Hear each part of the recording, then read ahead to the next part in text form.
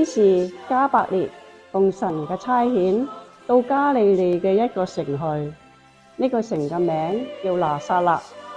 到咗一個童女嗰度，童女已經許配咗一個人，佢個名叫約瑟，而童女個名叫瑪利亞。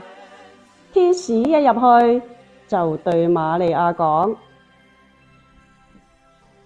望大恩的女子你好，但和你同在。瑪利亞聽到這句說話就好驚，佢喺度重複諗呢個問題。天使同佢講嘅係乜嘢呢？瑪利亞，不要怕，你喺神嘅面前已經蒙恩了。你將要懷孕生子，你要為佢起名叫耶穌。佢將會稱為大，佢將係至高子的兒子。神要將他的祖先大衛的王位給佢，佢要做雅各家的王，直到永遠，喺他的國沒有窮盡。冇可能㗎，我未出嫁，點會有咁嘅事情發生呢？聖靈要降喺你的身上，神必要保護你。況且你的親戚伊麗莎白已經年老咗，數年都冇得生育，依家佢都係懷孕咗一個男嬰。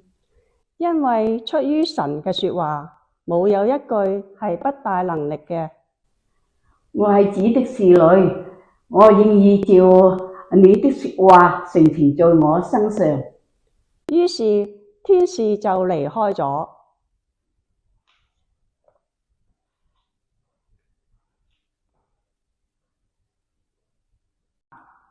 喺希律做王嘅時候，耶穌生在猶太嘅伯利恆，有幾個博士從東方嚟到耶路撒冷。希律王萬福，我哋三位咧係東方嚟嘅博士。請問你剛剛出生，將來要作猶太人王嘅嬰兒喺邊度？因為我哋睇到特異嘅星象，而家係刻意嚟朝拜佢嘅。就喺呢個時候，伯利恆野外嘅牧羊人夜間值班看守羊群，忽然有主嘅榮光從天上四面照着佢哋，牧羊人就好驚。忽然聽到天使嘅聲音：不要懼怕，睇啊，因為我為你們帶嚟一個大喜的訊息，係關乎萬民的。因為今日喺大衛的城裏，為你哋降生咗一位救世主，就係主耶穌基督。呢個小兒孩就瞓喺個馬槽中，就係俾你哋一個記號。忽然聽到一大隊天兵同天使讚美神說：我哋到伯利恆去睇下所有嘅事，就係主話俾我哋知嘅事。喺呢個時候，耶穌誕生喺一個馬槽裏面，喺瑪利亞懷抱中甜睡。而呢個時候，三個牧羊人都嚟到。喺呢度啦。而牧羊人一見到耶穌，你哋係邊位嚟㗎？你哋做咩事啊？母親啊，你係蒙福嘅女人。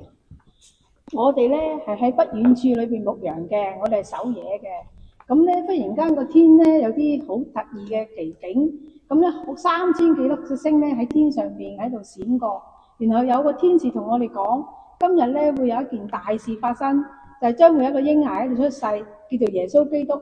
我哋全部嚟朝拜㗎。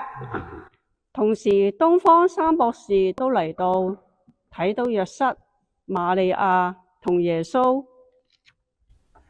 呢位先生女士，請你饒恕我哋嘅冒昧，我哋係喺東方嚟嘅。咁因為我哋咧喺天空上面看到一個好奇異、稀有嘅星象。我哋呢三個人咧，呢一世咧都研究星象。今次咧，我知道有特別大事情發生啦。係啊，我哋係跟住粒星一路嚟到呢度。呢一個地方原來就係一位猶大王降生嘅地方。呢三個東方博士帶咗好多禮物嚟，有乳香、珍貴嘅沒藥同埋黃金。